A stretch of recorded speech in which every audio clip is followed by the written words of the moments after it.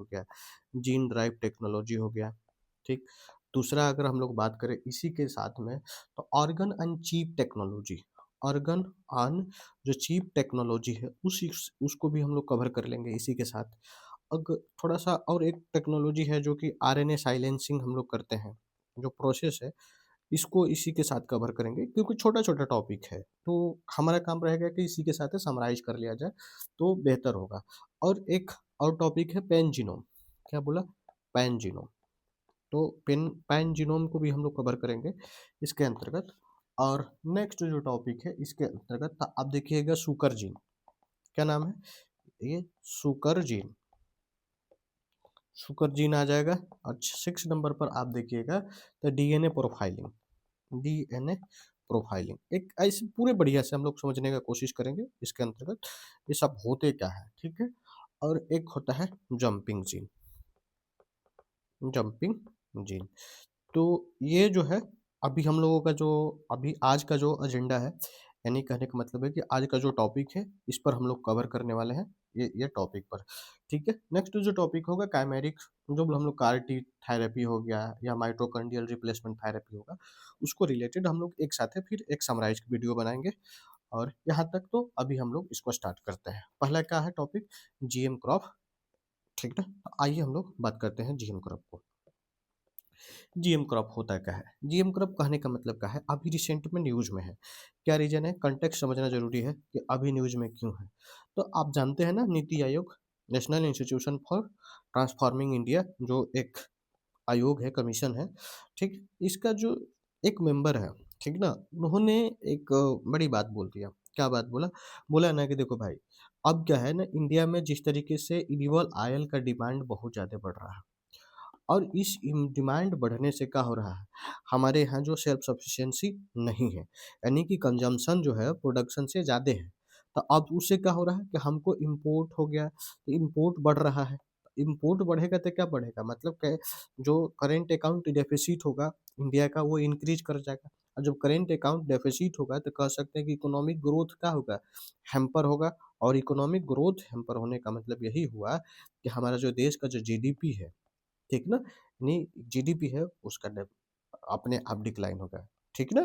तो यहाँ तक तो ठीक है। ये इस सिनेरियो को ध्यान में रखते हुए नीति आयोग के मेंबर ने ये बात कह दिया कि भाई ऐसे करने की ज़रूरत है। अब आ रहा है कि जेनेटिकली मॉडिफाई क्रॉप क्या होता है, यानी कि जीएम क्रॉप है क्या? तो देखो जेनेटिकली मॉडिफाई जो क्रॉप है, ये होता क्या है, ये एक प्रकार का क्रॉप है जो, देखो हर जितने भी क्रॉप है, कोई भी है, कुछ भी है, तो उसका अपना जीन होगा कि नहीं होगा? जीन है, तो जीन को क्या करना है? उसका मॉडिफिकेशन करना है। बात समझ में? जीन में हम क्या करने वाले हैं? मॉडिफिकेशन। और मॉडिफिकेशन का मतलब क्या होता है? मॉडिफिकेशन का मतलब होता है उसमें हम अल्टरनेशन करने वाले हैं, उसमें कोई कट लगाएँगे या उसमें कट लगाने या कुछ उसमें एडिशन करेंगे। तो कट लगाने का मतलब अगर हम कोई मॉडिफिकेशन कर रहे हैं कट लगा कर रहे हैं, ठीक ना? यानी कि काट रहे हैं, तो नॉन ट्रांसजेनिक क्रॉप होगा। मतलब नॉन ट्रांसजेनिक कहने का मतलब क्या है? देखो, ट्रांसजेनिक एक नॉन ट्रांसजेनिक। ट्रांसजेनिक का मतलब हुआ कि जब हम किसी एक डीएनए है और उस डीएनए में किसी दूसरे का डीएनए उसमें जब जोड़ दे रहे हैं, किसी दूसरे वैरायटी का, ठीक ना? तो वो क्या हो जाएगा? एडिशन हो गया। और वो जब एडिशन हो गया तो उसको हम लोग क्या बोलते हैं? ट्रांसजेनिक क्रॉप बोलते हैं। तो जब यहाँ पर हम फॉरेनर जब डीएनए एडिशन करेंगे, फॉरेन डीएनए, तो वो हमारा हो जाएगा modification by the transgenic type का, ठीक ना? यहाँ पर ट्रांसजेनिक क्रॉप हो जाएगा। नॉन ट्रांसजेनिक जब कट लगाएँगे और काट कर उसमें से निकाल देंगे, हमको लग रहा है कि ये सेक्शन जो डीएनए का है जो हमारे लिए यूज़फुल नहीं है, और इसके होने से हमारे जो प्लांट है उसका ग्रोथ हो रहा है या हमारे क प्लांट जो है वो रेज़िलिएंट नहीं हो पा रहा है, तो हम क्या करेंगे? उसको निकाल देंगे। तो वो हो जाएगा नॉन ट्रांसजेनिक क्रॉप। यानी कि ये इसमें फ़ॉरेन जो जीन है, डीएनए है, उसमें एसिमिलेट नहीं किया गया है, मिलाया नहीं गया है। होप कि बात समझ में आया होगा। नॉन ट्रांसजेनिक और ट्रांसजेनिक। अब देखो, कुछ स्टेटस के तौर पर अगर इंडिया में देख लिया जाए कि कितने जो जीएम क्रॉप है जो इंडिया अलाउ करता है, तो एक बात याद रखो, बीटी जो कॉटन है, बीटी कॉटन, ये जो बीटी कॉटन है ना भारत में केवल एक ही अलाउ है। केवल एक अलाउ है, आप याद रखना है। कहीं आ गया बीटी कॉटन आ गया, बीटी ब्रिंजल आ गया या जीएम मस्टर्ड आ गया। जीएम मस्टर्ड में आपको पता होगा डीएमएच 11 बड़ी न्यूज़ में रहा है पिछले साल। तो आप भी देखोगे कि कुछ भी पूछ लेगा, बोल देगा कि इसमें से जो जीएम मस्टर्ड है इंडिया में अलाउ है कल्टीवेशन। यह कह देगा कि बीटी ब्रिंजल है, ये अलाउ है कल्टीवेशन। तो आपको इस पर थोड़ा-सा माइंड पर ध्यान देना पड़ेगा इस पर चीज़ों पर कि बीटी कॉटन है। बीटी कॉटन अलाउ है इंडिया में उस जो कि आप बीटी कॉटन को आपको पता है कि महाराष्ट्र, गुजरात और सम पार्ट ऑफ द आप देखोगे कि एमपी में भी इसका ग्रो किया जाता है, ठीक है? बात बीटी ब्रिंजल की बात करें, बीटी ब्रिंजल वही बैंगन को देखिए जेनेटिक इंजीनियरिंग जो अप्रेज़ल कमिटी है, ठीक ना? इसने अलाउड तो किया है, लेकिन उस पे मोरेटोरियम लगा दिया है। मोरेटोरियम लगा दिया मोरेटोरियम का मतलब होता है उस पर रोक लगाना यानी प्रतिबंध लगा दिया है। बात समझ में आई? जेनेटिक इंजीनियरिंग कमिटी ने अलाउ तो किया लेकिन मोरेटोरियम क्यों लगाया गया है आप थोड़ा-सा समझोगे। एनवायरमेंटल से रिलेटेड कंसर्न है, चैलेंजेज़ है। जब कोई काम होता है तो एनवायरमेंटलिस्ट जो होते हैं, उनका भी कहना सही है, कोई गलत नहीं है। चलो, उस पर बात विचार आप बाद में थोड़ा-सा करना, क्योंकि करना तो आप ही को है। खैर, जीएम मस्टर्ड की बात करें, जीएम जेनेटिकली मॉडिफाइड मस्टर्ड है। यहाँ पर क्या कर रहा है, मॉडिफाई किया गया है। ये एक प्रकार का अब आपको क्यों अभी जो डीएमएच 11 जो है आपको पता है कि दिल्ली यूनिवर्सिटी के जो प्रोफ़ेसर हैं, उन लोगों ने मिलकर क्या किया है डीएमएच 11 का अभी क्रिएशन किया है, दिल्ली यूनिवर्सिटी आप याद रखिएगा। बात आ रहा है जीएम मस्टर्ड अभी एडिबल इम्पोर्ट किया जा रहा है। जैसे कि इम्पोर्ट के तौर पर आप देखते हो कि हम लोग क्या करते हैं, पाम ऑयल जो होते हैं, पाम ऑयल का हम लोग क्या करते हैं, इम्पोर्ट करते हैं। कहाँ से इम्पोर्ट करते हैं आपको ये भी पता है, इंडोनेशिया से हम लोग इम्पोर्ट करते हैं, मलेशिया से इम्पोर्ट करते हैं, साथ ही जो नेपाल अपना है वहाँ से भी हम लोग क्या करते हैं, इस पाम ऑयल का इम्पोर्ट करते हैं। और ये जान रहे हो ना, ये हमारे लिए क्या है, जब इम्पोर्ट करेंगे तो ये पता है कि हम लोग मैक्सिमम जो अपना परचेजिंग करते हैं डॉलर में करते हैं। तो हम लोगों को यहाँ होगा क्या कि डॉलर की डिमांड ज़्यादा बढ़ जाएगा। डॉलर का डिमांड बढ़ने का मतलब है कि मार्केट में डॉलर की छोड़ना पड़ेगा, जब डॉलर छोड़ेंगे तो इन्फ्लेशन बढ़ेगा तो कई तरह का समस्या होगा। तो ये इकोनॉमिक्स का पार्ट है। यहाँ तक तो चलो ठीक है। अगला है थोड़ा-सा जो कि रेगुलेटरी फ्रेमवर्क देख लेते हैं जीएम क्रॉप से रिलेटेड। तो भारत के अंतर्गत देखो रेगुलेटरी फ्रेमवर्क बहुत है। जैसे में कि आप देखोगे food safety and standard act जो 2006 है और इससे आपको पता है कि एक बहुत बड़ा इंस्टीट्यूशन काम करता है जिसको नाम बोलते हैं हम लोग फसाई, FSSAI यही है फसाई मतलब पूरे तरीके का बीमारी है। अरे मतलब मज़ाक के लिए, ठीक है? तो food safety and standard act of जो है ये हमारे लिए कॉन्स्टिट्यूशनल सॉरी एक प्रकार का फ्रेमवर्क है, लीगल फ्रेमवर्क है जिसके अंतर्गत हम लोग इसका यूटिलाइज़ करके जो जीएम क्रॉप होते हैं उस पर हम लोग रेगुलेशन रखते हैं। उसी तरीके है उस तरीके से अगर आप देखोगे तो review committee on genetic manipulation review committee on genetic manipulation पर ये क्या करता है फंक्शन काम करता है। अब ये जो review committee on genetic modification है ये डिपार्टमेंट ऑफ बायोटेक्नोलॉजी के अंतर्गत आता है और डिपार्टमेंट ऑफ बायोटेक्नोलॉजी किसके अंतर्गत आता है, ministry of science and tech के अंतर्गत आता है। दूसरा का है स्टेट बोर्ड ऑफ ठीक ना sorry state biotechnology coordination committee. State biotechnology coordination committee है। ये क्या करता है स्टेट लेवल पर जो बायोटेक्नोलॉजी से रिलेटेड जो कंसर्न्स चैलेंजेज या जो भी उससे रिलेटेड डेवलपमेंटल एक्टिविटी करना है उसको देख रेख ये करता है एसबीसीसी। अब डिस्ट्रिक्ट लेवल पर जो कमेटी है वो है उसको डिस्ट्रिक्ट लेवल कमेटी बोलते हैं और डिस्ट्रिक्ट लेवल पर जो इसका गार्जियन होगा वो डीएम होगा या इस ठीक ना? तो ये इस चीज़ को देख-रेख करता है। अब बात है कि सबसे ज़्यादा ये इम्पोर्टेंट कमिटी बन जाता है डिस्ट्रिक्ट लेवल कमिटी क्योंकि यही ग्राउंड लेवल पर काम करता है। वर्किंग कमिटी के तौर पर अगर बात करें तो ये डिस्ट्रिक्ट लेवल पर काम यही करेगा। तो इसका काम क्या है? इंस्पेक्ट करना है, देखना, चेक करना, साथ ही इन्वेस्टिगेट भी करना है। क्या है भाई जो काम हो रहा है वो सही हो रहा है कि नहीं हो रहा है? इस चीज़ को पता करना है। साथ ही ये रिपोर्ट देना, किसको रिपोर्ट देगा? ये देगा स्टेट बायो कोऑर्डिनेशन कमेटी और स्टेट बायो कोऑर्डिनेशन कमेटी किसको देता है रिपोर्ट? तो ये जीईसी को देता है, जेनेटिक अप्रेज़ल कमेटी को देता है। बात समझ में क्लैरिटी है यहाँ तक? चलो ठीक है। तो ये जो इंडिया के अंतर्गत जो है जीएम क्रॉप से रिलेटेड कुछ फ्रेमवर्क है, ठीक है? जो इम्पोर्टेंट सेक्शन है उसी की बात की है, बाकी तो और भी है बट जो इम्पोर्टेंट है उसी के काम की बात कर रहे हैं। एक बात है जो तो बड़ी इंपॉर्टेंट है, जेनेटिक इंजीनियरिंग अप्रेजल कमेटी, बहुत इंपॉर्टेंट है। देखो ये जो जेनेटिक इंजीनियरिंग अप्रेजल कमेटी है ना, ये जो पार्लियामेंट का एक्ट होता है, पार्लियामेंट का जो एक्ट है उस एक्ट के तहत, ठीक ना, इन्वायरमेंटल प्रोटेक्शन एक्ट, पार्लियामेंट के अंतर्गत इन्वायरमेंटल प्रोटेक्शन एक्ट है 1986, और इस एक्ट का यूटिलाइज करके, इसका यूटिलाइज करके एक बॉडी का क्रिएशन किया गया है, whose name is the genetic engineering appraisal committee. और डाइट appraisal committee is the known as the statutory body. Statutory body किसको बोलते हैं?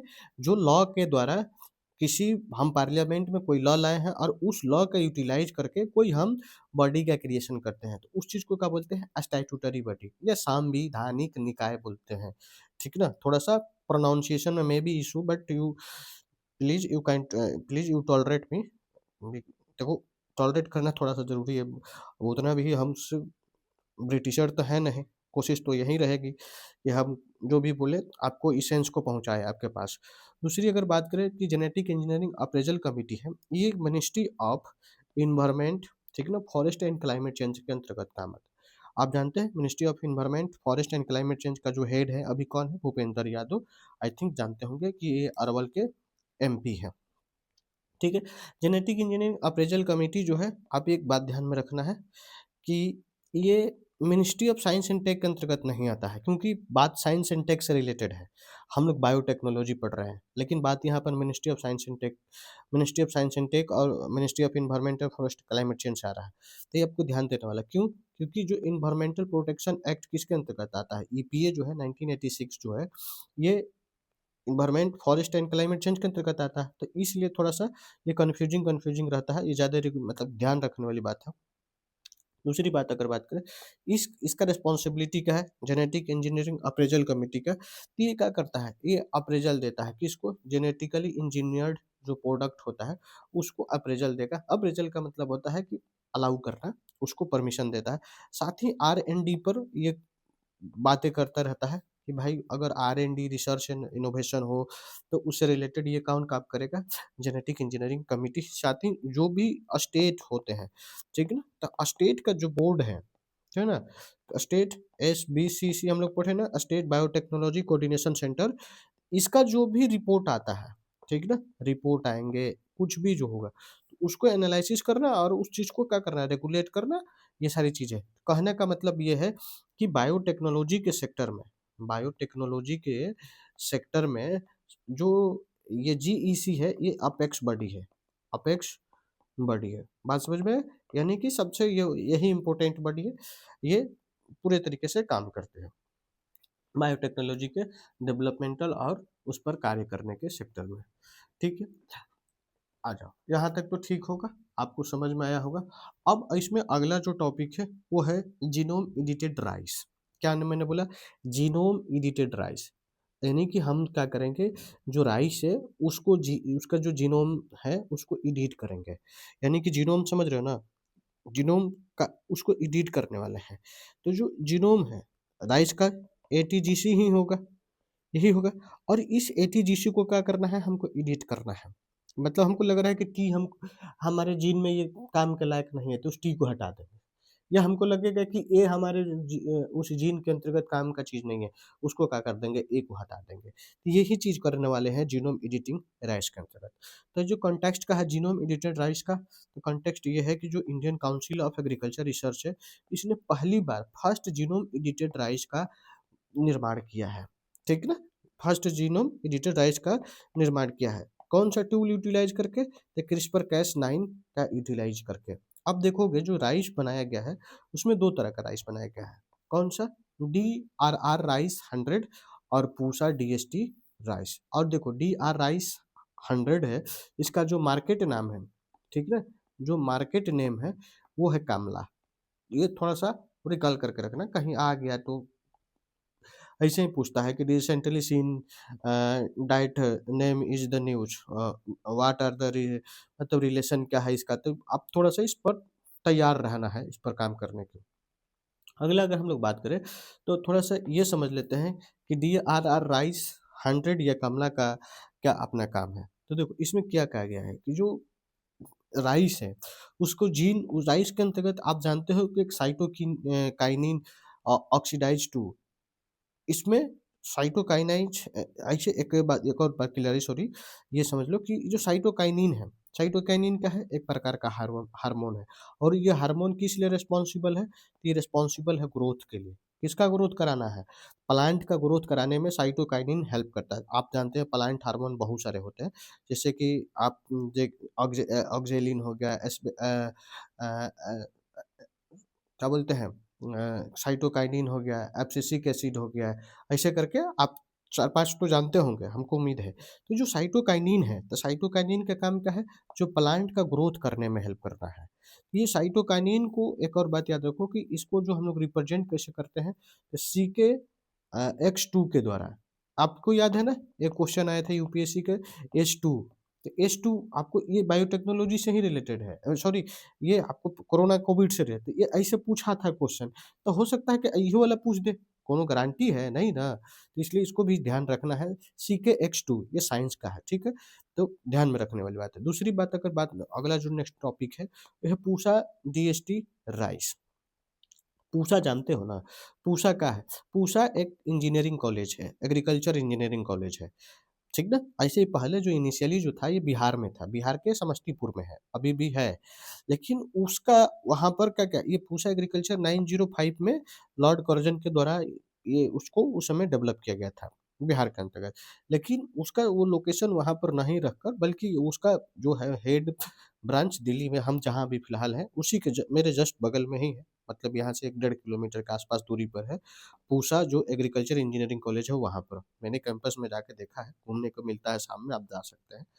तो ये जो है अभी पूसा DST जो पूसा तो समझ गए ये क्या है? ये कॉलेज है। DST समझे ना department of science and tech और राइस तो समझ रहे हो, बात समझ रहे हो। तो ये क्या है ना पूसा DST राइस जो है इंडियन एग्रीकल्चर रिसर्च इंस्टीट्यूट जो है क्या मैंने बोला? इंडियन एग्रीकल्चर रिसर्च इंस्टीट्यूट जो है अभी रिसेंटली क्या किया है इसको डेवलप किया है। इंडियन एग्रीकल्चर रिसर्च इंस्टीट्यूट ने जो दिल्ली का है सॉरी तो इसने क्या किया है पूसा DST को डेवलपमेंट किया है। इसमें क्या है ना इसमें कोई नो फॉरेन जीन इंक्लूड नहीं किया गया। बात क्लियरिटी हो रहा है क्या? इसमें कोई फॉरेन जीन का इंक्लूजन नहीं है। अब बात समझ मतलब फॉरेन जीन का इंक्लूजन नहीं है तो इसमें क्या किया गया है? कहीं न कहीं इसमें एडिट किया गया है, यानी मॉडिफिकेशन किया गया है। क्या किया गया है? एडिट। तो जब इसमें आपको पता है कि कोई फॉरेन जीन नहीं है तो इसका मतलब क्या है? तो वो नॉन ट्रांसजेनिक क्रॉप है। क्लैरिटी है ना यहाँ तक? ये क्या है? नॉन ट्रांसजेनिक क्रॉप है। हो गया? तो पूसा DST क्या है? Non transgenic crop. क्लैरिटी है? चलो आ जाओ। अब आ रहा है कि जीनोम इंडिया प्रोजेक्ट। क्या हम लोगों ने बात किया? Genome India project. Sorry genome India जो नेक्स्ट जो टॉपिक है वो है genome India project. Genome India project का है आप देख रहे हो ना जीनोम की बात किया जाएगा कौन कर रहा है इंडिया कर रहा है इसके लिए एक डॉक्यूमेंटेशन किया गया प्रोजेक्ट हो गया प्रोजेक्ट का मतलब डॉक्यूमेंटेशन हो गया इनिशिएटिव हो गया या स्कीम्स हो गया ठीक है तो इंडिया ने जीनोम से रिलेटेड कोई प्रोजेक्ट बनाया है इसका कीवर्ड है नाम पकड़ेंगे तो काम बहुत ज़्यादा होगा अभी रिसेंट का कंटेक्स्ट क्या है रिसेंट में आप देखोगे तो एक जर्नल आया है ठीक ना जर्नल का नाम है जर्नल नेचर जेनेटिक्स क्या नाम है जर्नल नेचर जेनेटिक्स ये जो पब्लिश किया गया है और इसको पब्लिश करता कौन है पब्लिश करता तो ये जो जो इंस्टीट्यूशन है जीनोम इंडिया प्रोजेक्ट इस प्रोजेक्ट के तहत जर्नल नेचर का डेवलपमेंट किया गया है यानी कि पब्लिश किया गया है तो इसमें इस जीनोम इंडिया प्रोजेक्ट से रिलेटेड बातें हैं अब आ रहा है कि ये जो जीनोम इंडिया प्रोजेक्ट है ये है क्या तो आप देखो जीनोम इंडिया प्रोजेक्ट है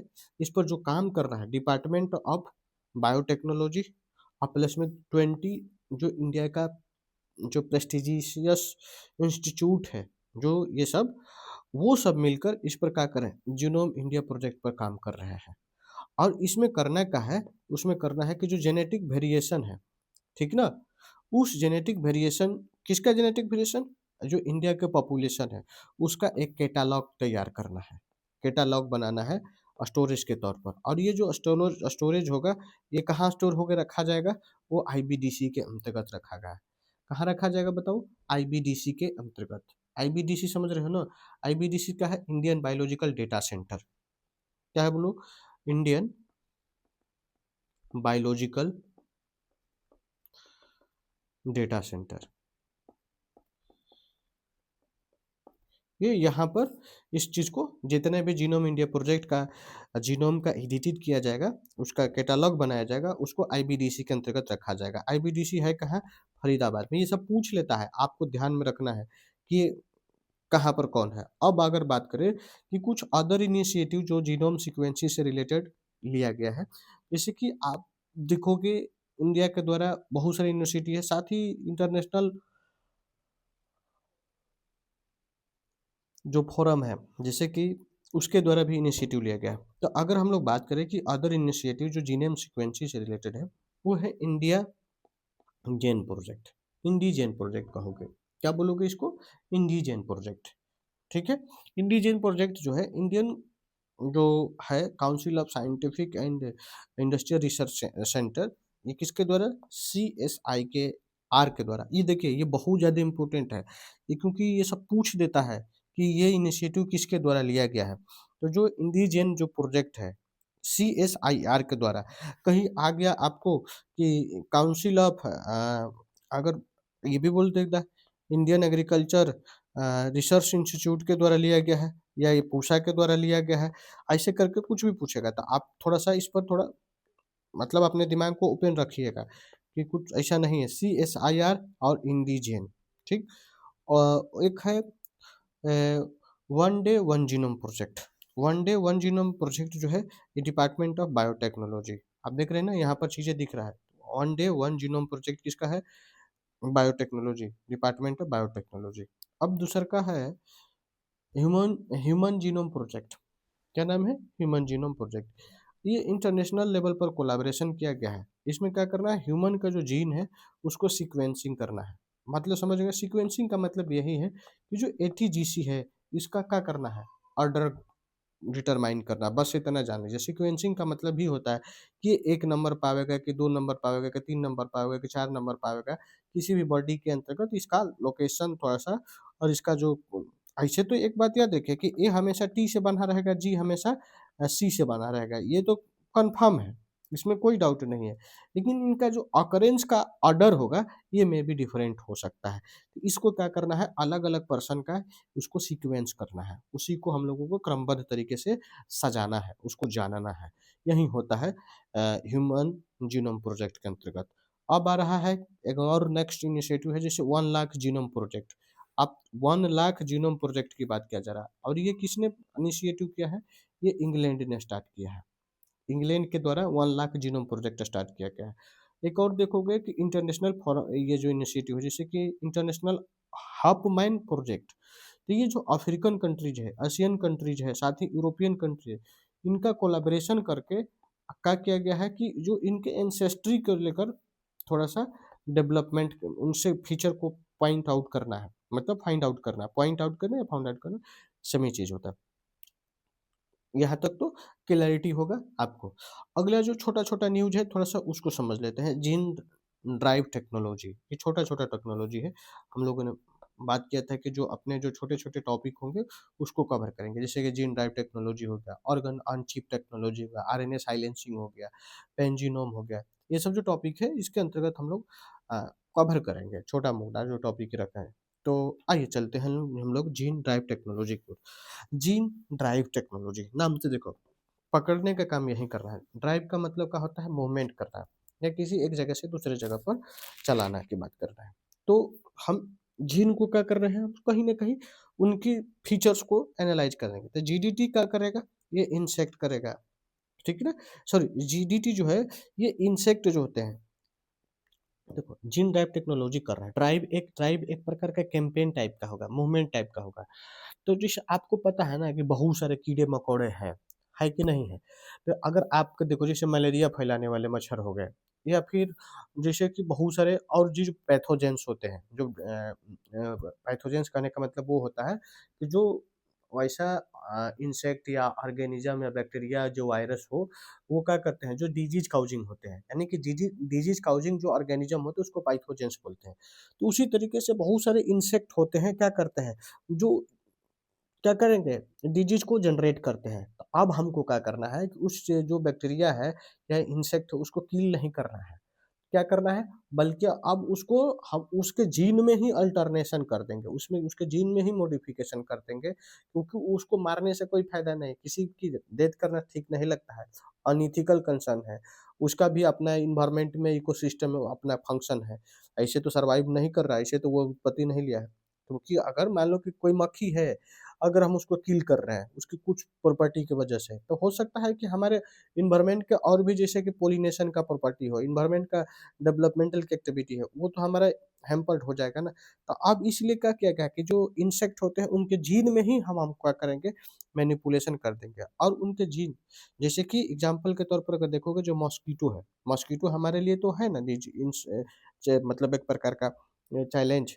अब उसको हम मॉस्किटो को किल नहीं करेंगे, अब उनका जो मॉस्किटो है, उनका जीन है उसी में हम चेंजिंग कर देंगे। जैसे कि एक और आप देखो, कैंपेन चलाया जाता है, जैसे कि बहुत सारे जो स्ट्रे डॉग है, ठीक ना, जो बाहर वाले जो कुत्ते होते हैं उसको वैक्सीन कैंपेन क्यों चलाया जाता है, इसीलिए ना, न्यूट्रलाइज कर दिया जाता है कि उनमें जो रेबीज वगैरह का जो डिजीज हो उसको बाद में ना हो। वही कैंपेन यहाँ पर किया जा रहा है, जो कि जीन के लेवल पर। तो ये जीन ड्राइव टेक्नोलॉजी है। तो जीन ड्राइव टेक्नोलॉजी क्या क्या है, एक प्रकार का जीन एडिटिंग टेक्नोलॉजी है। ये क्या करेगा, मॉडिफाई करेगा जीन को, किसका, जो भी मेंडेलियन इनहेरिटेंस है। मेंडेलियन समझ रहे ना, मेंडेलियन, मेंडेलीव का लॉ, आप मेंडेलीव कर रहे हैं, वो केमिस्ट्री वाले याद आ रहा है, ये मेंडल, ग्रेगर जॉन मेंडल की बात कर रहा है हम लोग। किसकी बात कर रहे हैं, ग्रेगर जॉन मेंडल की बात कर रहे हैं। बात समझ में आया? कि हम इनकी बात कर रहे हैं, और इन्होंने एक लॉ दिया था, क्या बोल लॉ दिया था, इनहेरिटेंस का लॉ। तो उनका कहना है ना कि जो उनका जो कोई भी ऑफ स्प्रिंग है, ठीक है ना, ऑफ स्प्रिंग है, ऑफ स्प्रिंग से क्या मिलेगा, पेरेंट मिले, बच्चे चाइल्ड मिलेंगे, डॉटर मिलेंगे, ठीक है, डॉटर मिलेगा। तो अब उनके ऑफ स्प्रिंग का क्या करते हैं, जीन का कैरेक्टर चेंज कर दो, और उसका जो ऑफ स्प्रिंग होगा अपने आप उसका कैरेक्टर चेंज हो जाएगा। यही इसका मैंने कि मेंडेलियन जो इनहेरिटेंस कैरेक्टर है उसको चेंज करना है, जीन ड्राइव टेक्नोलॉजी का मेन ऑब्जेक्टिव है। तो आपको ये, हमको लग रहा है कि समझ में आ गया होगा कि जीन ड्राइव टेक्नोलॉजी है कब। अगला जो टॉपिक है, organ on chip technology. Organ on, देख रहे हो, ऑर्गन जो है कहाँ पर है, चिप टेक्नोलॉजी के ऊपर, यानी कि कहीं ना कहीं कोई हम क्या कर रहे हैं, डिवाइस हो गया, टूल होगा, उसके ऊपर हम क्या करेंगे, अपने ऑर्गन को फीड करेंगे। ऐसा ही होने वाला है ना, हाँ कुछ ऐसा ही होने वाला है। तो हम कर रहे हैं, तो ऑर्गन एंड चिप टेक्नोलॉजी है, काइंड ट्रांसफॉर्म कर सकता है जो ड्रग डेवलपमेंट है उससे रिलेटेड। इससे रिलेटेड अगर हम लोग थोड़ा कुछ बात कर लेते हैं कि है क्या, तो एक प्रकार का सिस्टम है जो यूज्ड किया जाता है क्या करने के लिए, mimicking the human body environment. तो देखो, ये जो है, अगर ओ C double O C T की अगर बात करें, तो ये एक प्रकार का क्या है, टेक्नोलॉजी या सिस्टम है, जो क्या करता है, जो ह्यूमन का जो बॉडी जो होता है, mimicking the human body environment, जो हमारे मान लो कि जो स्किन हो गया, ठीक है, तो ये क्या करेगा, जो इन इन ह्यूमन बॉडी का अपना जो फीचर होगा उसको परफॉर्म करेगा, उसको शो अप करेगा। तो इसी चीज लिए इसी को हम लोगों को ऑर्गन एंड चिप टेक्नोलॉजी पर, जैसे कि ये करेगा क्या, कि जो 3D, ये जो डबल ओ सी टी जो है, ये एक प्रकार का 3D मॉडल है। आइए, एक नया अप्रोच है किसी भी सेक्टर में, जो कि स्किन है, स्किन में हमको क्या करना है, कोई नया चीज़ का डेवलपमेंट करना है, ड्रग का डेवलपमेंट करना है, किसी प्रकार का नया टेक्नोलॉजी, तो वो चीज़ का हम किस चीज़ का यूज़ करेंगे, ऑर्गन एंड चिप टेक्नोलॉजी। ये मतलब कहीं न कहीं हमें स्किन हो गया, या फिर किसी प्रकार का जो टिश्यू जो हो गए, उस पर हो, या सेल्स हो गए, उस पर उसका डेवलपमेंट करना है, उसमें उसका कुछ चेंजिंग लाना है वो। तो जैसे कि मैकेनिज़्म अगर इसका समझोगे, तो मान लो कि कोई सेल है, ठीक ना? सेल को हमको क्या करना है, चिप के ऊपर प्लेस्ड कर देना है, और उसको सेल को क्या कर देना है, अब अलाउ करना है कि भैया तुम ग्रो करो। ठीक है ना? सेल तो आपको पता है ग्रो करते रहता है। तो सेल को अब क्या करना है, अलाउ करना है किस पर? On the chip. अब उस स्थिति में हमको क्या देखना, जब ये ग्रो करेगा तो ये आपको पता है कि 3D मॉडल में डेवलपमेंट होता है। ये कुछ इस टाइप का मैकेनिज्म हो गया, यानी कि चिप के ऊपर हम अपने सेल को रख देंगे और वो क्या करेंगे, कहेंगे कि ग्रो करो। अब उससे जो एसोसिएटेड होगा चिप में और सेल के बीच में, धीरे धीरे धीरे धीरे कोरिलेशन बनता जाएगा, डेवलपमेंटल हो जाएगा। और जो हमारा जो सेल है और जो चिप है, कहीं ना कहीं एक दूसरे के इंफॉर्मेशन को गैदर करेगा और हमें स्टिमुलेट करेगा अपने उस एनवायरनमेंट के अकॉर्डिंग, या किसी भी प्रकार का। ये आप हम लोग पढ़ेंगे बीसीआई, ब्रेन कंप्यूटर इंटरफेरेंस, उसी से कुछ ना कुछ ये रिलेटेड टॉपिक है। अगला चले और इसकी बात करें तो अर्गन एंड चिप टेक्नोलॉजी का कुछ एडवांटेज है। क्या है? एक प्रकार का ह्यूमन रेलिवेंट है और इथिकल बिहेवियर भी है, कह सकते हैं थोड़े बहुत बहुत जो है इथिकल बिहेवियर है। और देखें तो ये कॉस्ट इफेक्टिव है। जो बीसीआई कर रहे हैं, ब्रेन कंप्यूटर इंटरफेरेंस, वो भी तो एक प्रकार का चैलेंजेज है, लेकिन हम ब्रेन के ऊपर करने वाले हैं। अब हम यहाँ पर क्या कर रहे हैं, अपने ऑर्गन का डेवलपमेंट कर रहे हैं। और ये जो है ह्यूमन के, चलो ठीक है, चल जाएगा कि सेल से रिलेवेंट काम कर रहे हैं, ठीक है। अगर हम लोग बोले तो ये इसका यूटिलाइज कहाँ करेंगे, हम ड्रग टेस्टिंग में करेंगे। क्योंकि हमको मान लो कि कोई भी दवा देना है किसी को, तो उसका हम सेल निकाल लेंगे और चिप पर ले जाके ग्रो करने लगेंगे, और उस चिप हमको इन्फॉर्मेशन गैदर कर लेगा बॉडी का, सेल का, और वो बाद में उसके हिसाब से हम ट्रीटमेंट कर लेंगे। तो वो क्या करेगा, ड्रग टेस्टिंग में हेल्प करेगा, डिजीज को मॉडल मॉडल करने में, साथ ही ये क्या करेगा, पर्सनलाइज जो मेडिसिन वगैरह बनाना हो तो उस स्थिति में भी हेल्प करेगा। आप इसका मिसयूज भी होगा, देख रहे हो ना, जब पर्सनलाइज मेडिसिन होगा तो में भी हो सकता है कि इसका मिसयूज हो जाए, लोग उसके हिसाब से मेडिसिन बना दे और उसके जीन के साथ खेलना शुरू कर दे, तो में भी बड़ी चैलेंजेज हो सकता है। तो ये बहुत सारे हैं चैलेंजेस। अब एक नेक्स्ट जो टॉपिक है वो है आरएनए साइलेंसिंग। क्या मैंने बोला? RNA silencing.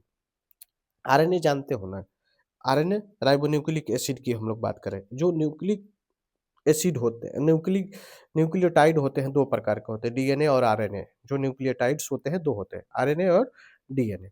अब यहाँ पर हम कर रहे हैं आरएनए साइलेंसिंग, नाम से पकड़ो। आरएनए को कोई साइलेंस करना है, आरएनए को क्या करेंगे, साइलेंस करेंगे। कब कब साइलेंस कराएंगे, उस चीज को समझना है। जैसे आप, होता है ना किसी चीज को साइलेंस कराना, उसी को। तो अभी रिसेंट में न्यूज क्या आया है कि जो जर्मनी है, जर्मनी जर्मनी ने एक नया टेक्नोलॉजी का डेवलपमेंट किया है। क्या किया है मेरे भाई? एक नया टेक्नोलॉजी का डेवलपमेंट किया है। जो एंटीवायरल एजेंट होते हैं ना, उनसे रिलेटेड ये आरएनए साइलेंसिंग की बात करता है।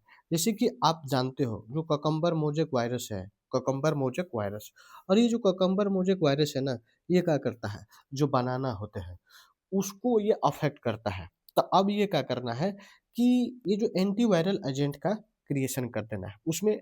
और उसका जो जो बनाना है, बनाना के अ, जो आरएनए है उसमें हम लोग साइलेंसिंग करने वाले हैं by using cucumber mosaic virus. ठीक है, यहाँ तक तो चलो। अगला इसी में अगर हम लोग बात करें तो आरएनए साइलेंसिंग में करते क्या है, तो हम लोग इस टेक्नोलॉजी या टूल का यूटिलाइज करके हम जो बनाना है, या कोई भी प्लांट हो या एनिमल हो या किसी भी चीज़, ये आरएनए साइलेंसिंग किसी प्लांट से ही नहीं एसोसिएटेड है, ये हर वो लिविंग ऑर्गेनिज्म से या लाइफ एसोसिएटेड थिंग से जुड़ा हुआ है। ठीक ना? कौन सा? RNA silencing. अब जब हम उसमें करते क्या है, उस प्लांट के अंतर्गत इम्यूनिटी पावर बढ़ाएँगे, ठीक है ना? टॉलरेंट क्षमता बढ़ाएँगे। इम्यूनिटी पावर का मतलब यही होता है ना, टॉलरेंट पावर बढ़ाना। ये तो अब देखो कैसे बढ़ाएँगे आरएनए साइलेंसिंग के अंतर्गत, तो हम लोग 2 इसमें भी टूल यूज़ करेंगे। एक तो होता है हिग्स, यानी प्रोसेस हिग्स और सिग्स। हिग्स का होता है तो होस्ट इंड्यूस्ड जीन सिस्टम है, और जो अस्प्रे इंड्यूस्ड जीन सिस्टम, इसका यूटिलाइज करके हम क्या करेंगे, प्लांट जो बनाना है उसकी इम्यूनिटी को इंक्रीज कराएंगे। क्लैरिटी है? अगला देखो, अब ये जो आरएनए साइलेंसिंग करने वाले हैं, हम RNA at the gene level पर काम करने वाले हैं। कहाँ पर करेंगे? At the gene level. Gene का क्या करना है? Regulation mechanism. अच्छा ये देखो आरएनए साइलेंसिंग, एक और बात आपको पता होगा कि जब हम डीएनए से आरएनए जाते हैं, इसको हम लोग ट्रांसलेशन बोलते हैं। और जब आरएनए से डीएनए बोलते हैं तो इसको रिवर्स ट्रांसलेशन बोलते हैं। क्या बोलते हैं? Reverse transcription. ट्रांसक्रिप्शन आप जानते हो ना, क्या बोलते हैं इसको? आरटीपीसीआर। आरटीपीसीआर समझ रहे हैं ना? आरटीपीसीआर में क्या है? रिवर्स ट्रांसक्रिप्शन पॉलीमराइज चेन जो होता है उसमें, यहीं पर हम जब आरएनए से डीएनए, क्योंकि आपको पता है कि डीएनए बहुत सॉरी आरएनए जो बहुत बहुत ट्रेस अमाउंट में पाया जाता है, और जब ट्रेस अमाउंट में होगा तब डीएनए का हम सर्वे या निरीक्षण करना आरएनए का सर्वे निरीक्षण करना बहुत टफ हो जाता है। तो करते क्या हम आरएनए से डीएनए बना लेते हैं, इसी को हम लोग बोलते हैं। जैसे कि आप कोविड-19 के दौरान देखे होंगे, क्या होता था आरएनए का हम लोग आरटी-पीसीआर कराते थे। यहाँ तक तो चलिए। एट द जीन लेवल, एक और बात, आरएनए साइलेंसिंग के दौरान हम कर रहे हैं, जीन लेवल पर हम काम करेंगे। तो जीन का जो रेगुलेशन मैकेनिज्म होगा, उसमें क्या करेंगे? Reduce the gene expression by the transcription और डिग्रेडिंग। ट्रांसक्रिप्शन समझ रहे हैं ना? The copies of gene DNA को बनाना, मतलब ट्रांसक्रिप्शन है क्या कि ढेर सारे डीएनए बना देना है। एक डीएनए लिए और इससे ढेर सारे डीएनए बना दिए, इसको बोलते हैं ट्रांसक्रिप्शन। एक होता है, अभी हम लोगों ने क्या बोला? Reverse transcription. तो हम लोग क्या करेंगे? डीएनए से आरएनए जाएंगे, ठीक ना? और एक यही डीएनए से आरएनए जब जाते हैं तो ये भी ट्रांसक्रिप्शन ही होता है। ट्रांसक्रिप्शन एक ट्रांसलेशन होता है। ट्रांसलेशन मतलब उसका फीचर को काउंटिंग करना इसी में है, ठीक है? तो यहाँ तक ट्रांसक्रिप्शन हो गया, और एक डिग्रेडिंग हो गया, मतलब स्पेसिफिक डीएनए का फीचर तैयार करना, वो डिग्रेडिंग हो गया। डिग्रेडिंग नहीं, डी को ग्रेडिंग मतलब ग्रेडिंग करना, लेयरिंग करना, उसकी बात। अब अब अगर बात करें कि जीन रेगुलेशन मैकेनिज्म है involve in in small RNA molecule, जिसमें आपको पता है जो एस आई आरएनए होता है और एम आई आरएनए होता है। एस आई आरएनए कहने का मतलब क्या है? और अ, अगर बात करें तो एम आई आरएनए कहने का मतलब,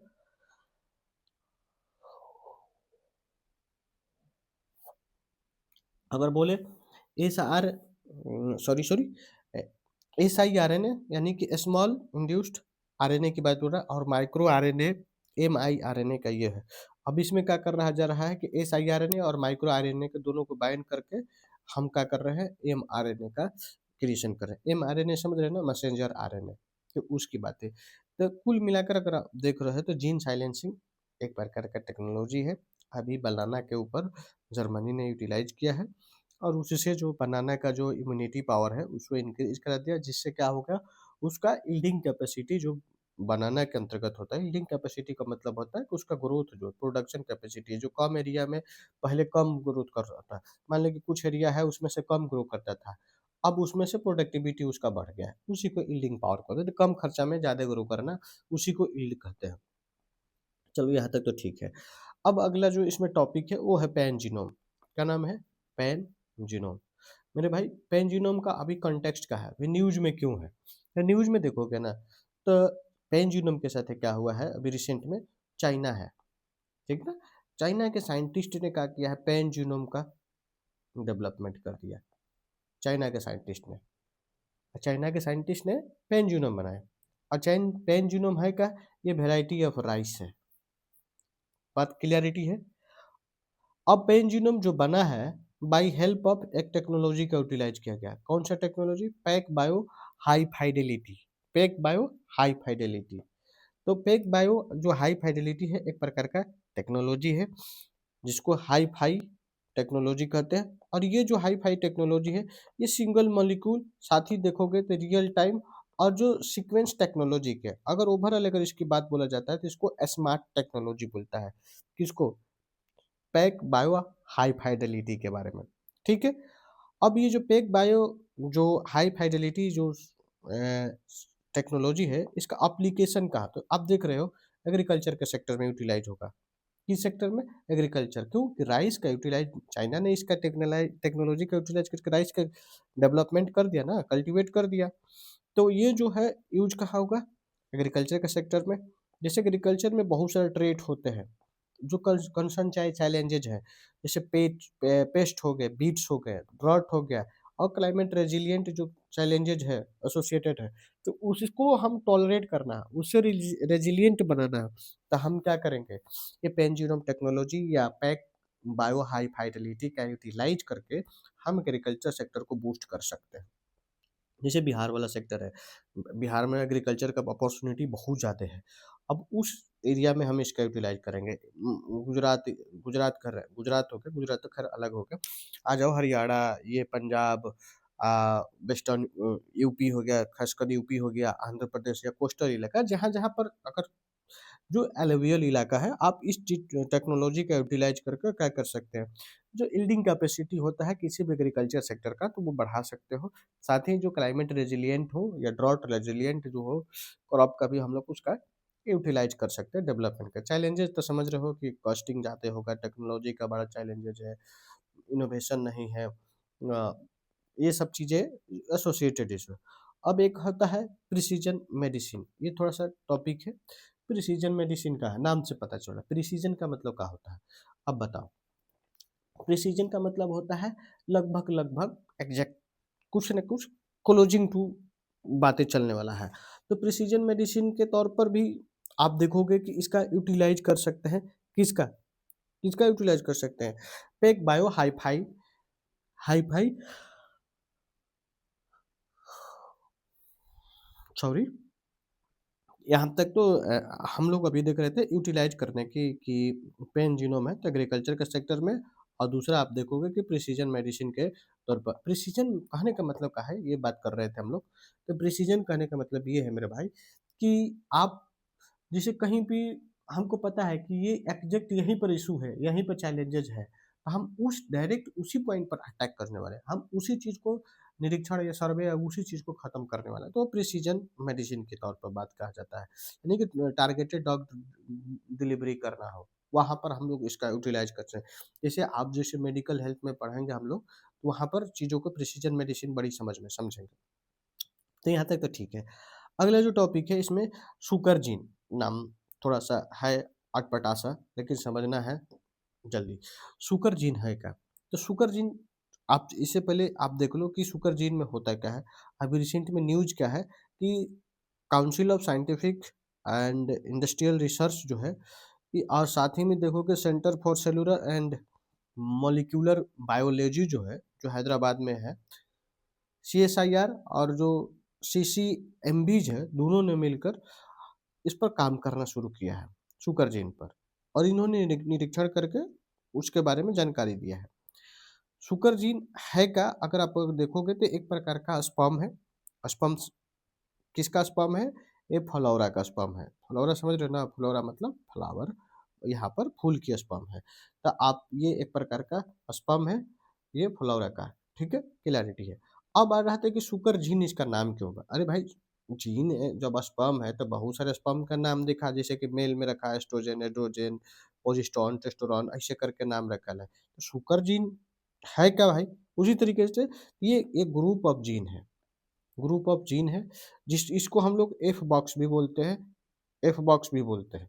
इस चीज़ को ग्रुप ऑफ जीन को हम लोग क्या बोलते हैं? F box. अब प्लस में शुगर, ये दोनों हेल्प क्या करता है? मैनेज करेगा किस चीज़ को? प्रोटीन को सिंथेसिस में या प्रोटीन को रेगुलेशन में। किसका प्रोटीन का रेगुलेशन करना है? तो जो हेल्दी पोलेन होते हैं, पोलेन समझ रहे हो ना? यानी कि जो फ्लावर होता है उसका मेल जो पार्ट होता है उसको पोलेन बोलते हैं। फ्लावर का जो मेल ऑर्गन होता है उसको पोलेन बोलते हैं, और ये पोलेन जो होता है ये पार्टिसिपेट होता है। पोलेन जैसे आप देखे होंगे ना, जैसे ये अगर आप अगर बात करें, आप अगर थोड़ा-सा इसको समझने की कोशिश करोगे, ये अगर आप प्लांट देख रहे हो, तो ये प्लांट हो गया ना, तो इस पर देखोगे छोटा-छोटा, छोटा-छोटा, छोटा-छोटा ये रहता है, ये इसको हम लोग एंथर बोलते हैं। क्या बोलते हैं? एंथर। और इस पर जो छोटा-छोटा पिगमेंट होता है, ये पिगमेंट है। और ये पिगमेंट आप ये इसको तो जानते हो, ये प्लांट है, इसका ये ओवरी हो गया, ये इसमें आकर आप थोड़ा-सा देख लेना, और यही पिगमेंट है, इसी को हम लोग पोलेन बोलते हैं। और ये पोलेन जो है ना, यही पोलेन क्या करेगा? पोलेन जो है एक प्रकार का मेल स्पर्म है, और ये जाके जो जो ये आप अगर बात करें जो फूल है, पुष्प है, ये पुष्प के साथ है इसमें आके फर्टिलाइजेशन करता है। तो कहना ये है कि जो जो शुगर जीन है ये हेल्प करता है किस चीज़ में? शुगर जीन हेल्प करता है जो कि हेल्दी पोलन है उसको निर्माण करने में, ठीक है? अगर बात कर रहे हैं कि जो ये जो इसका फंक्शन क्या है, तो आप पढ़े होंगे डार्विन का, डार्विन साहब। डार्विन ने अगर बायोलॉजी में आप देखोगे तो ये बहुत बड़े एक प्रकार का साइंटिस्ट है, और डार्विन साहब ने इवोल्यूशनरी थ्योरी का कंसेप्ट दिया है कि किसी भी प्रकार का जीव का उत्पत्ति कैसे हुआ। इवोल्यूशनरी हम लोगों ने ग्रेगर जॉन मेंडल के बारे में पढ़ा था जिसमें इनहेरिटेंस का कैरेक्टर पढ़ा था कि हम अपने पेरेंट्स से कौन सा ट्रेट या कैरेक्टर लेके आते हैं। उसी तरीके से डार्विन का कहना है कि कैसे किसी जीव का उत्पत्ति हुआ है, डेवलपमेंट हुआ है, और उस चीज़ को डेवलपमेंट को उस चीज़ को हेल्प एक्सप्लेनेशन करने में शुगर जीन का बहुत बड़ा रोल प्ले करता है। तो इवोल्यूशनरी थ्योरी को एक्सप्लेन करने में इसका यूटिलाइज किया जाता है। इसको शुगर जीन थेरेपी के। अगला जो टॉपिक है वो है डीएनए प्रोफाइलिंग। क्या नाम बोला हम लोगों ने? DNA profiling. डीएनए है ना, आप जानते हो डीएनए क्या होता है? ये ग्रुप ऑफ, डीएनए कहने का मतलब क्या है? अगर ग्रुप ऑफ जीन, ढेर सारे जिसे जीन मिलता है, तो हम लोग पढ़े थे ना, चैलेंजेस नेवर चेंज दी गोल, ये अपना एक्रोनिम्स था। इसके हेल्प से हम लोगों ने बात किया था कि सेल होता है, सेल के अंतर्गत न्यूक्लियस, न्यूक्लियस के अंतर्गत, न्यूक्लियस के अंतर्गत होता क्या है? ये सेल हो गया, सेल के अंतर्गत न्यूक्लियस, न्यूक्लियस के अंतर्गत ये ये हो गया डीएनए, ठीक है। DNA challenges neighbour, sorry sorry, ये हो गया सेल, उसके बाद न्यूक्लियस, न्यूक्लियस के अंतर्गत क्रोमोजोम, क्या नाम है? ये सी है ही है। अगर बात करें, ये सी है, तो ये क्रोमोजोम, और क्रोमोजोम के अंतर्गत होता है डीएनए, और डीएनए के अंतर्गत होता है जीन। ये तो हम लोगों ने अपना एक्रोनिम्स बनाया था उसके हिसाब से काम किया। तो अब हम लोगों को बात कर रहे थे डीएनए प्रोफाइलिंग। डीएनए समझ गए तो क्या है? डीएनए का है ग्रुप ऑफ जीन है, ढेर सारे जीन का मिलता है तब जाके हम लोग का डीएनए का फॉर्मेशन होता है। तो बात आ रहा है कि प्रोफाइलिंग क्या होता है। तो देखो भाई, आप जानते हो ना, फाइल, फाइल क्या होता है? ग्रुप ऑफ, ग्रुप ऑफ, अगर हम लोग बात करें फाइल क्या है, तो एक प्रकार का ग्रुप ऑफ क्या है? प्रोफाइल है। अरे भाई पेज आप ऑफिस वाले आप जानते होगे, अगर कोई ऑफिस में होगा तो वो जानता होगा कि इसमें क्या होता है। अरे फाइल होता है ना, बुक हो गया, मान के चलो कि ये बुक हो गया, तो आप देखो ना इसमें बहुत सारे पेजेज होते हैं, बहुत सारी बातें इसमें लिखी होती हैं, बहुत सारे फाइल। एल्बम्स, अगर एल्बम्स वाले हैं तो ये आपको याद होगा, तो इसमें बहुत सारे फाइल होती हैं। ये जो अगर मान लो कि ये बुक हो गया, तो बुक के अंतर्गत या कह सकते हो पेजेज हो गए। तो अब इसमें क्या करना है, कोई फाइल से उसमें हमको प्रोफाइलिंग करना है, मतलब एक फाइल को अटैच करना है, फाइल के साथ है फाइल बनाना है। बात समझ में आ गया? तो ये प्रोफाइल उसी का मतलब होता है। तो अभी रिसेंट में न्यूज़ का आया है कि अभी जो रेड फोर्ट पे आपको पता है कि बहुत दयनीय स्थिति हुआ था। अभी रिसेंट में जिस तरीके से मतलब ब्लास्ट हुआ वहाँ पर, रेड फोर्ट के बगल में, अभी हम लोग तो यहीं पर थे। तो मतलब आप देखे होंगे कि बहुत भयंकर विस्फोट हुआ।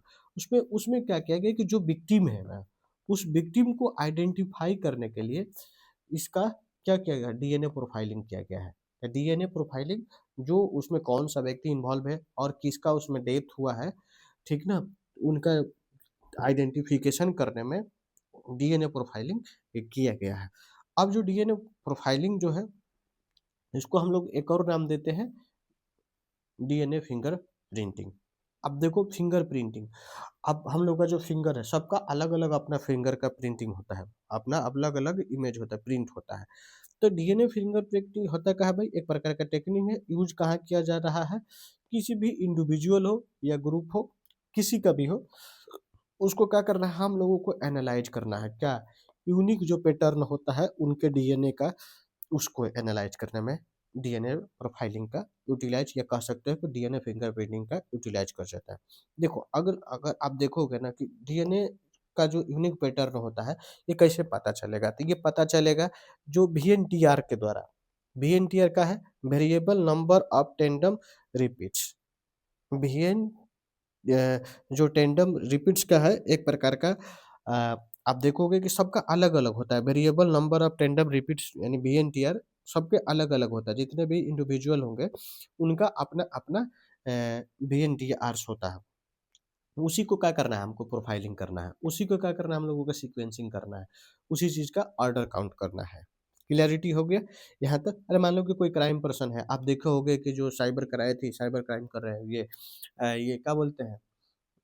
अरे जो मेडिकल वाले जो होते हैं, नाम नहीं याद आ रहा है, तो आप वहाँ पर देखोगे इसका बहुत ज़्यादा यूटिलाइज़ होता है, ठीक है?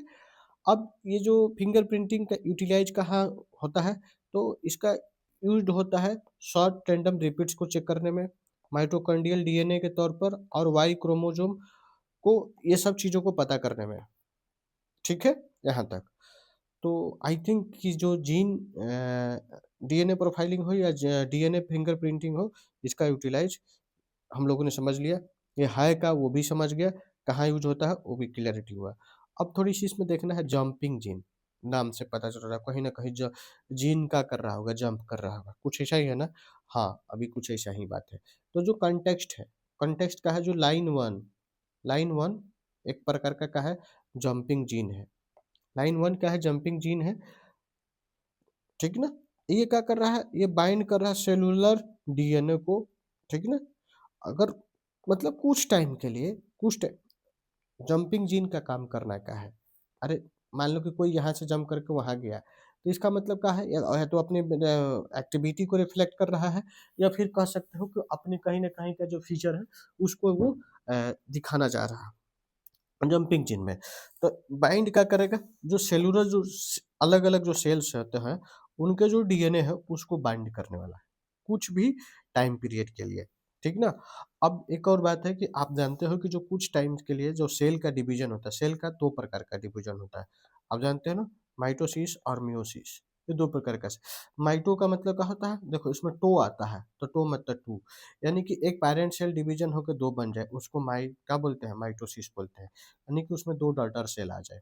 मियोसिस हो गया, इसमें हैप्लॉइड फॉर्म ऑफ डिवीज़न हो जाता है मियोसिस के अंतर्गत, ठीक? तो यहाँ तक जो अभी रिसेंट में जंपिंग जीन के साथ है देखा गया है, ये एक प्रकार का जीन है, डेवलप होता है, जो सेलुलर डीएनए होता है, उसको बाँधने के लिए यानी कि सेल डिवीज़न होता है, उसके दौरान ये चीज़ें देखा जाता है।